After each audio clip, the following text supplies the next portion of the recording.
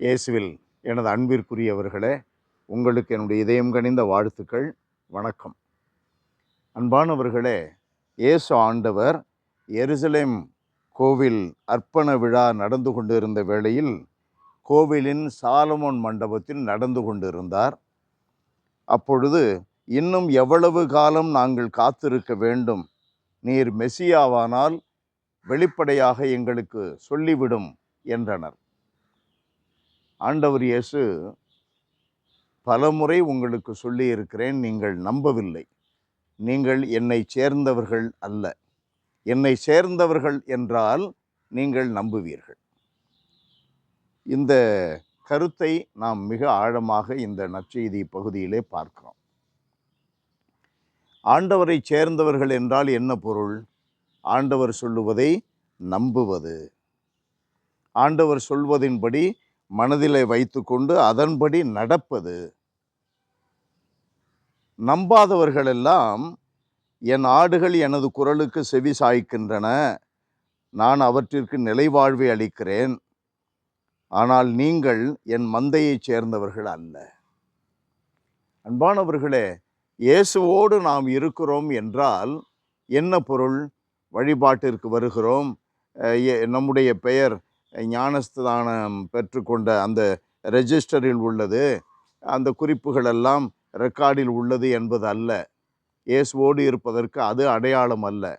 நம்முடைய ஊரிலே அன்பியத்திலே இருக்கிறோம், பக்த சபையிலே இருக்கிறோம். இவைகளெல்லாம் ஒருவேளை உந்து சக்தியாக இருக்கலாம், ஆனால் அதுவே நாம் இயேசுவை சார்ந்தவர்கள் என்பதற்கு அடையாளங்கள் அல்ல. எது அடையாளம்? இயேசுவை நம்புகின்றவர்களாக இருப்பது. வாழ்க்கையில், நம்முடைய செயல்பாடுகளில், வழிபாட்டில் பெற்றுக்கொண்ட இயேசுவை வாழ்க்கையில் செயல்பாட்டிற்கு கொண்டு வருவது. குடும்பத்திலே அன்பிற்கு நாம் உதாரணமாக இருப்பது, அன்பியத்திலே ஒற்றுமைக்கு நாம் உதாரணமாக இருப்பது. அன்பியத்திலே உதாரணமாக ஒற்றுமைக்கு குந்தகம் விளைவிக்கின்றவர்களாக இருந்தால் நாம் இயேசுவை நம்புபவர்கள் அல்ல. நம்மை தாழ்த்தி கொள்ள முடியாது, மற்றவர்களோடு சேர்ந்து இணைந்து செயல்பட முடியாது என்றால் நாம் இயேசுவை நம்புபவர்கள் அல்ல. அன்பானவர்களே, இயேசுவோடு இணைந்திருப்பது மிக கடினமான ஒன்று. அது சிலுவை பாதை, அது இடுக்கான பாதை, அது நம்மையே மறுத்து அன்றாடம் நம்முடைய சிலுவைகளை சுமந்து செல்லுகின்ற ஒரு பயணம். கலப்பையில் கை வைத்த பின்பு திரும்பி பார்க்கக்கூடாது என்பதை மனதிலே கொண்டு பயணிக்கின்ற ஒரு பாதை. ஆகையினால் ஆண்டவர் இயேசு சொல்லுகிறார், அப்படிப்பட்டவர்களை நான் அவற்றிற்கு நிலை வாழ்வை அளிக்கிறேன், அவை என்றுமே அழியா, அவற்றை எனது கையில் இருந்து யாரும் பறித்து கொள்ள மாட்டார்கள்.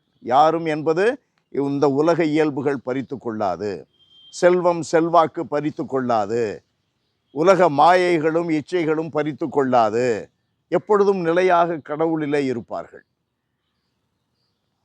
அன்பு நிறைந்த எங்கள் ஆண்டவரே, உம்மை போற்றி புகழுகிறோம், தாழ்மையோடு ஆராதிக்கிறோம். இரக்கம் நிறைந்தவரே, எங்களுடைய வாழ்வில் இணையற்ற இந்த நம்பிக்கை, இறை நம்பிக்கை என்ற கொடையை நீர் கொடுத்திருக்கிறீர். அதை நாங்கள் என்றும் பழுதுபடாமல் பார்த்து கொள்ள எங்களுக்கு நிறைந்த ஞானத்தை தருவீராக. இதனால் எங்கள் வாழ்க்கையின் அன்றாட நிகழ்வுகள் எனக்கு நெருக்கடியை கொடுக்கலாம், நிர்பந்தத்தை கொடுக்கலாம், ஆனால் இயேசு எங்களுக்கு காட்டுகின்ற பாதையே எங்கள் பாதையாக, என் பாதையாக அமையட்டும். இயேசுவின் நாமத்தில் ஜெபிக்கிறோம் பிதாவே. ஆமென். ஆமென்.